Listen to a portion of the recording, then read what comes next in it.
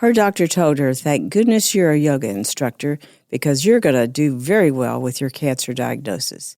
Well, I'm not sure that Nancy Martch thought that at the time when she learned that she was going to be battling stage 3 breast cancer, and yet it was the yoga that helped her through it. She's been a yoga instructor for so many years, and she's also a breast cancer survivor. Listen to all the things that she learned during her experience with breast cancer and how yoga shaped her life. When you subscribe to our show, you help us grow. Someone you know may need to hear this story, so please share with your family and friends. And consider supporting our mission. Your donation can help save the life of an uninsured woman. Let's talk about your breast. A different kind of podcast presented to you by The Rose, a breast center of excellence and a Texas treasure.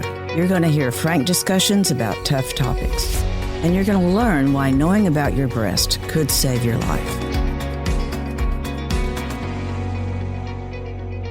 Nancy, thank you so much for being with us here today on Let's Talk About Your Breast. And what an amazing history you have, and I can't wait to go into it. Yeah, I'm very excited to be here. Thanks for having me. So you've had a breast cancer experience of your own many years ago, and you're also a yoga instructor and a yoga therapist, right? That's right, yes. More the therapist now than anything else, is that right? Right. I primarily work with individuals or small targeted groups. Mm-hmm. Yeah. So what's the difference? Well, typically when people think of yoga, they think of going to a yoga class, either at a studio or a gym, and it's more of an exercise-based class. When you go to a yoga class, even if it's a leveled class or something like that, it's targeted towards the general population and typically whomever shows up. You know, the teacher is trying to make sure that she provides a broad experience for everyone in the class. When you work with a yoga therapist, that therapist brings you in, does an intake with you, and really talks about, you know, what are the issues that you're dealing with, what do you hope to do, and how do you hope to resolve these things, and then you come up with a plan for ways to resolve that. So a lot of people, for instance, will come to me for back pain, but we don't just look at their back. We also look at how they're sitting all day. Are they standing most of the day? Are they sitting most of the day? What kind of shoes do they wear? The quality of their posture. How do they sleep? And we look at everything about that whole human, and then we start working from there.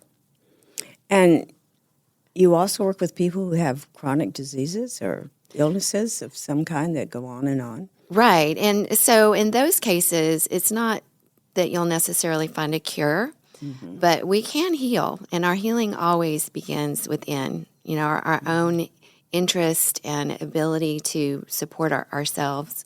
For those people, it's how do I best cope with this thing that I can't change? So as an example, I have a client, long-term client, who has Parkinson's disease, and we work a lot on fall prevention, working with his gait, doing a lot of relaxation exercises so that he has more ease in his body and he can sleep better. And so that's his way of, he's learning how to deal with an illness that he can't necessarily change. And how long have you been practicing yoga? How long have you been a yogi? Over 30 years, Okay. yeah. And I started teaching 25 years ago. And then, you know, of course, I always tell people when you're thinking about finding a good yoga teacher, what you want to look for is someone who is, you know, very, very interested in learning more and always studying and always practicing. And so through the course of all that time, the style of yoga that I originally learned is very therapeutic by nature anyway. And when yoga therapy began to arise as a profession, as a complementary medicine in the United States, I thought this was a really great opportunity to do additional study. So what did you have to do to reach that level? Well, the International Association of Yoga Therapists is a certification organization for yoga therapists. And so they set minimum standards for yoga therapists for both the schools that train them and for the therapists themselves. So the program that I took was 1,400 hours of study. Wow. Over the course of several years. And it was in Denver. So through most of COVID, I was going back and forth to Denver to complete my studies. That is a real commitment. It was, and it was totally worth it. So much more that you learn than just the poses and the practices. Right. So again, going back to a regular yoga class, you might do asana, which is the poses, some breathing exercises, pranayama.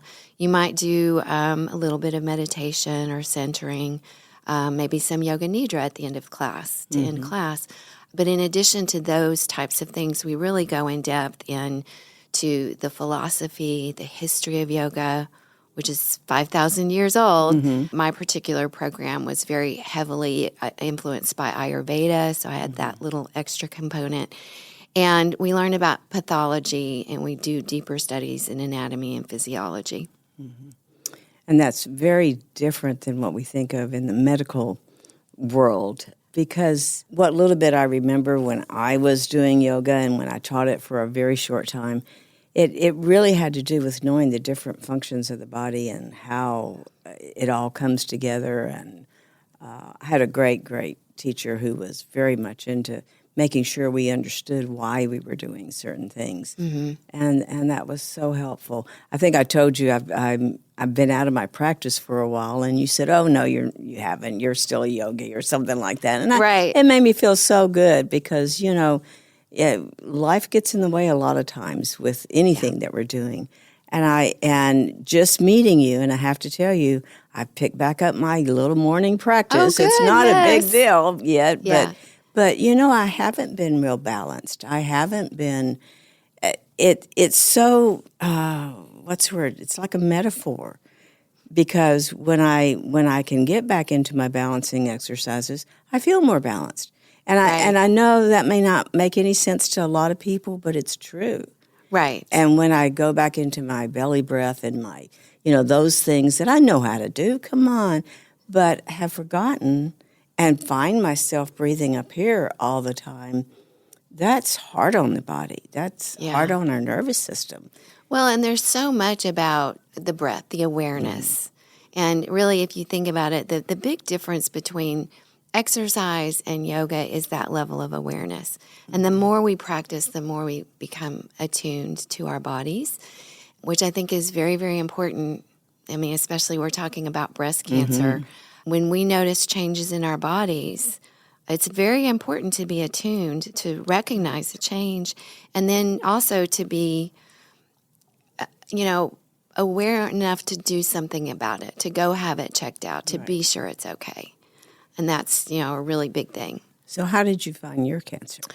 I actually found it myself, and I noticed a lump in my breast, and I really wanted to kind of ignore it for a while. As, I had young kids, we were getting ready for vacation, all these things are going on. It's the beginning of the summer.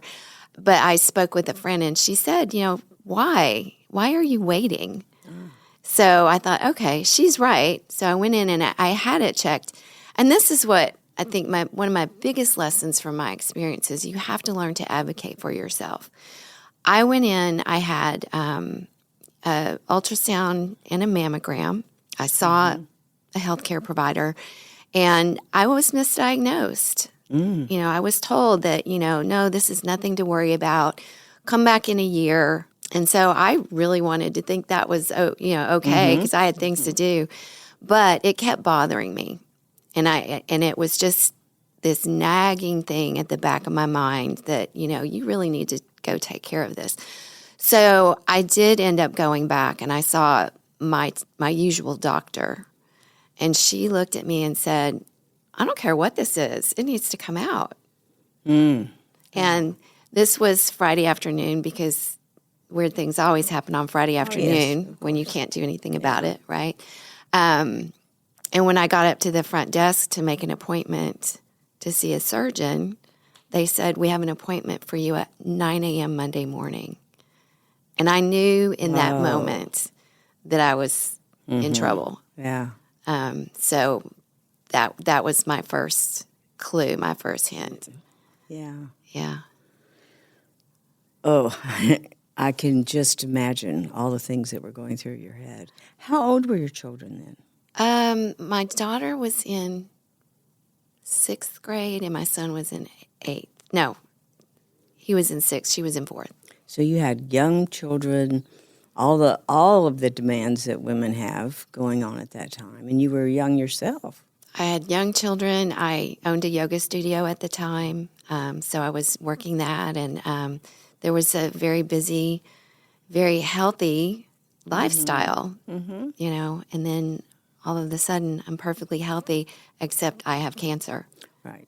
And that is one of those odd things that we hear all the time. You know, I go crazy when I hear people saying, oh, well, I just didn't exercise enough or I wasn't eating right. That has nothing to do with anything. I mean, it helps if you do.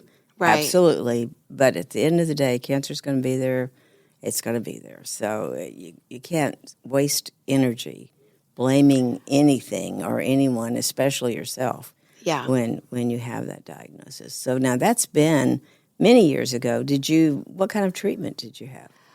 Well, I opted to treat very aggressively because when I was diagnosed, I was already stage 3B. So I have known since then that if I ever have a recurrence, I have stage 4 cancer.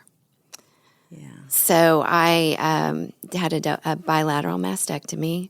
I had chemotherapy. I had radiation. I was on Herceptin, and then I was on tamoxifen. So, and this was 20 years ago, 25 years 18 in December. Wow. Well, congratulations. I mean, you know, I always love it when we have long-term survivors because that is what this is all about, is surviving. Right. And we don't want people to be afraid, oh, well, I'm not going to make it anyway, because that isn't the norm anymore. We really have made a lot of changes there. Yeah, and I think that's one of the things that I always try to do when I hear someone has a diagnosis. I always reach out because I want people to know that there are long-term survivors. Yes. And that I'm one of them, and just to, you know, offer any kind of help or support I can, because it is such a frightening experience to go through. Now, what was it your doctor told you when he found out you were a yoga instructor? Yeah, I love that story. I know. So my oncologist, the first time we were getting to know one another, and he said, oh, you're a yoga teacher? And I said, yes. And he said, that's great. You have everything you need to get through this. And the nurse was like, yeah, you do. And I didn't really believe it at the time. But he was right. He was absolutely right. All of the practices, all of the tools that I had, it's not that they were going to make the symptoms better or the treatments better or my cancer go away, but they did help me to handle the situation, which, you know, it was really basically a year-long process, even a little bit longer after that because I did opt to have my breast reconstructed.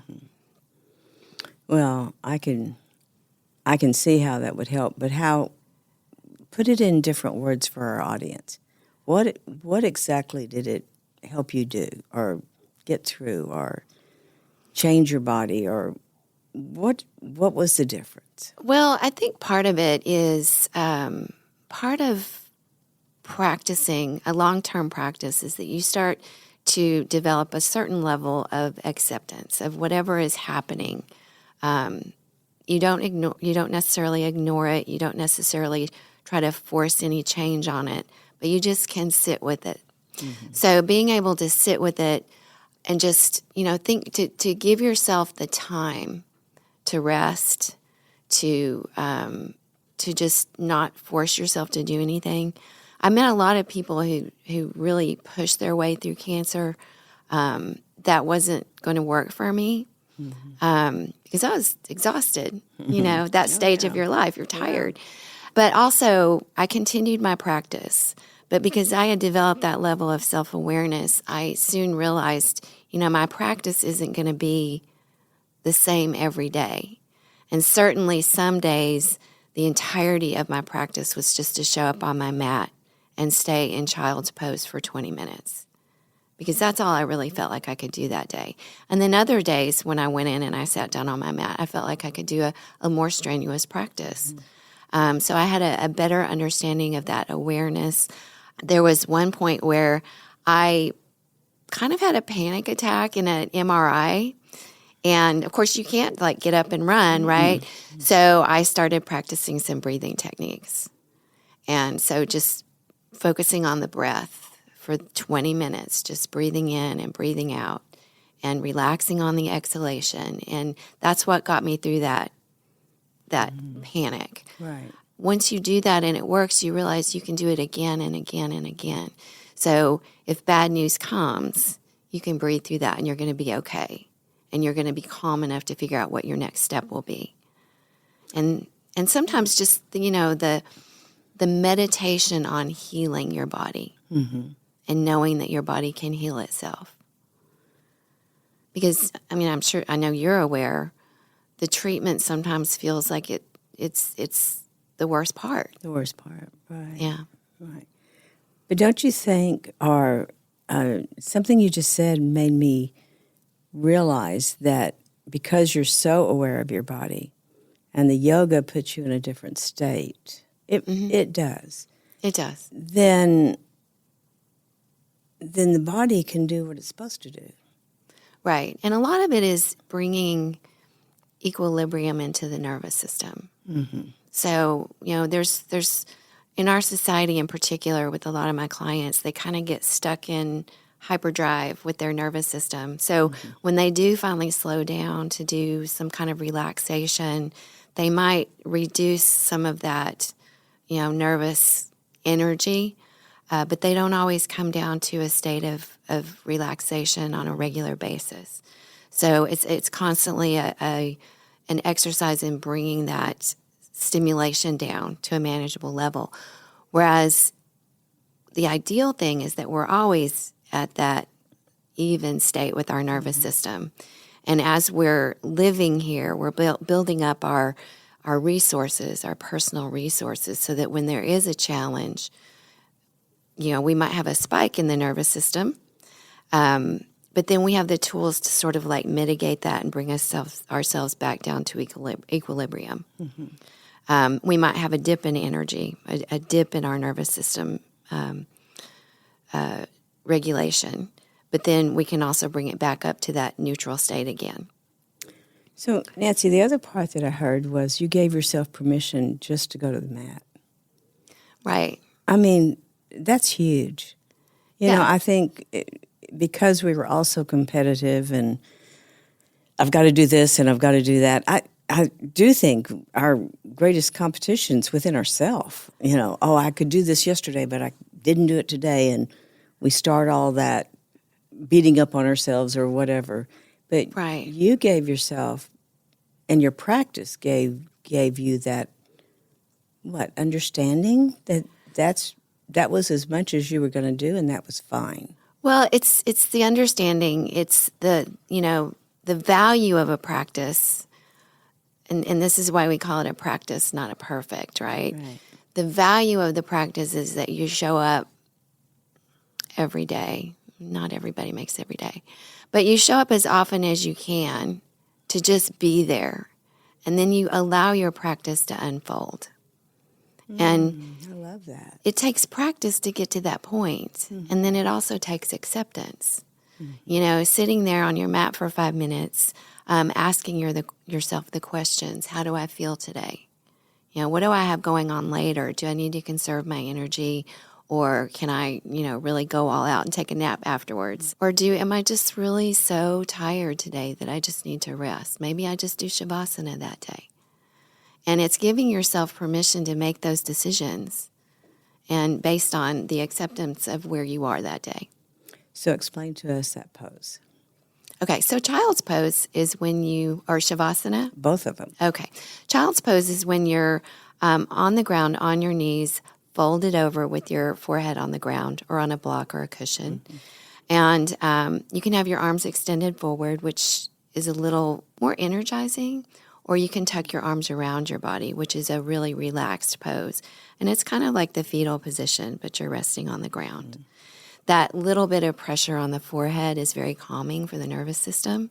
So you just stay there and breathe. And that's child's pose. It's a very good pose for relaxation at any time. And then Shavasana is called the corpse pose. So it's lying on your back with your arms and your legs sort of like rolled out to the side so that everything can just sort of relax and melt into the ground. And Shavasana is always a nice way to sort of bring all your energy in at the end of the practice and allow the energy to move through your body and sort of integrate all the benefits of your practice. Right. So, and it also can be done at any time. Of course, you always look forward to it when you're in a class. That's going to be our last thing to do. But even, I think it's amazing that sometimes we can't even relax then. Right. And there are things you can do to help your body even relax deeper and deeper. So many things that yoga can teach us.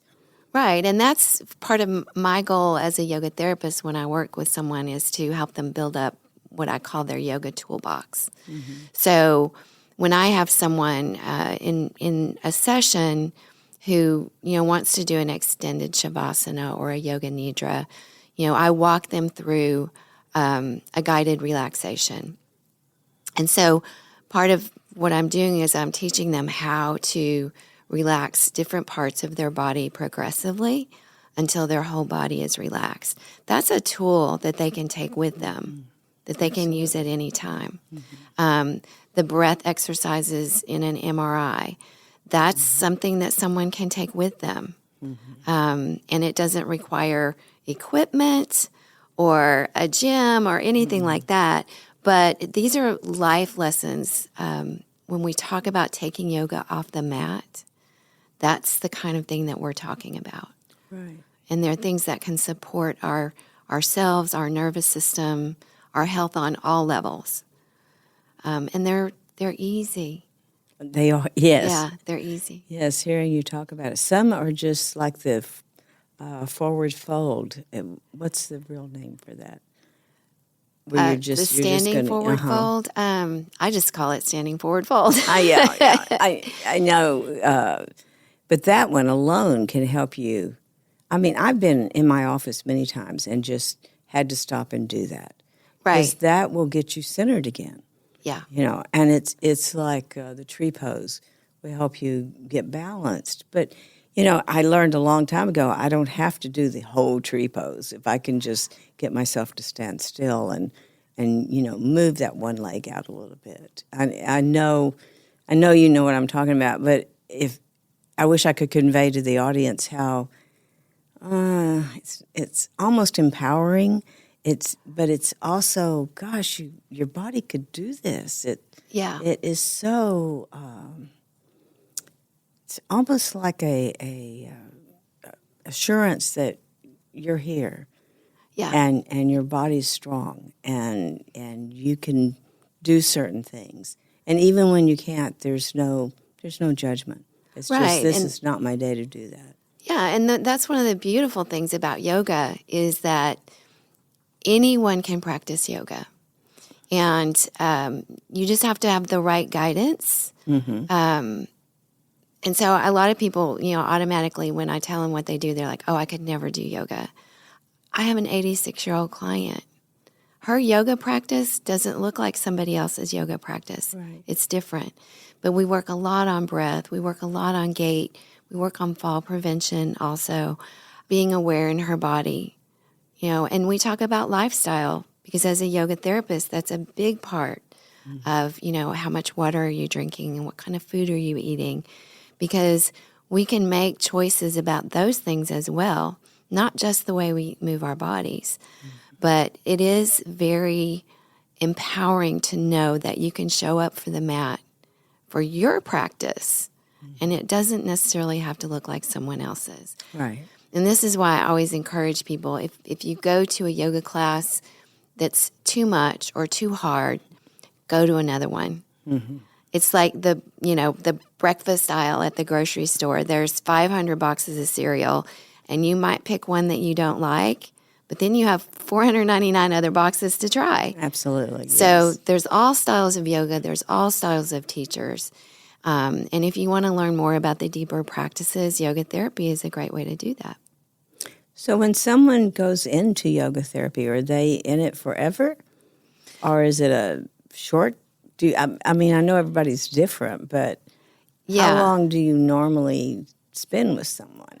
Well, it really varies. I have one client that I've worked with for 5 years. I work with him and his wife. I've been working with her for, I think, 3 years now. And then I've had people who came to me who wanted to, prepare for a hiking trip, or someone who was doing, some kind of athletic event. They wanted to go in, they wanted to work on their stretching to sort of counteract all these other extreme sports things that they're doing. Some people come to me, for sleep disturbance or anxiety. So they may find the tools that they need to help with that fairly quickly. They may also find that once they start sleeping better, there's something else maybe behind that they want to work on. So it really depends. It really depends. On just what's going on. Yeah. And you're with people individually. Individually. So when someone comes to me, I offer a 30-minute free consultation over the phone. And that gives me an opportunity to talk to them, hear their story, kind of figure out what it is that they are hoping to achieve. A lot of times they're just curious, right? And then, then I can, by the end of the call, can say, well, here are some ideas, some avenues I think we might take. And then, the next time we get together, I kind of have a plan. But after that phone call, if they want to proceed, then I have an intake form. And that intake form asks about lifestyle and medical history and things like that give me a better idea of the overall person, because that's who I'm treating. We are all so much more than our diagnosis. We're so much more than our challenge at the time. We're a whole person. So I use that information to kind of get an idea of what their life looks like on a daily basis. And then when they come in, I can really look at their physicality.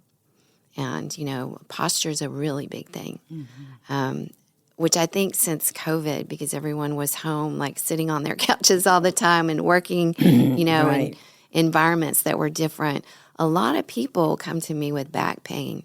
And it's things that we can really relatively easily take care of just by focusing on their posture and strengthening their back and their core. And then, they can take those tools with them.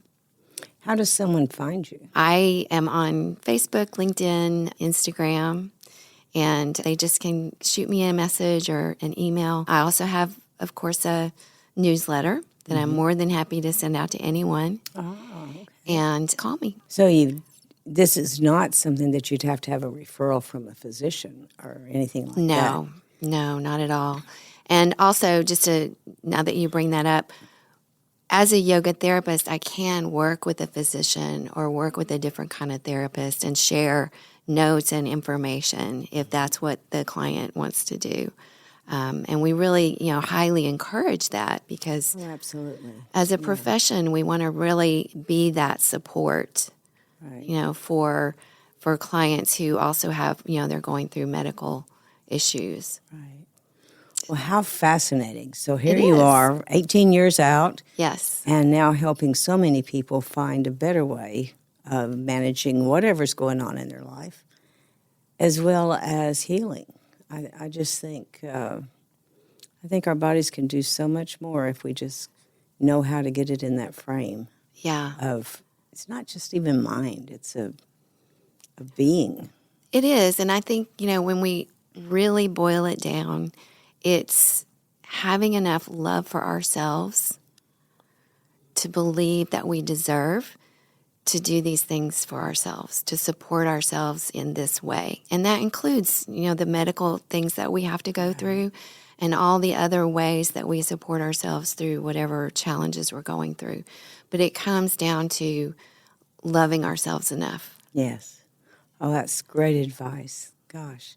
Thank you so much for being with us, Nancy. And we'll put all of your information on our notes. And I know people will just really, really be happy that they even found out there's such a thing as this. Yes. Thank you for being with us today. Absolutely. Thanks for having me. Thank you for joining us today on Let's Talk About Your Breasts. This podcast is produced by Speak Podcasting and brought to you by The Rose. Visit therose.org to learn more about our organization. Subscribe to our podcast, share episodes with friends, and join the conversation on social media using hashtag Let's Talk About Your Breasts. We welcome your feedback and suggestions. Consider supporting The Rose. Your gift can make the difference to a person in need. And remember, self-care is not selfish. It's essential.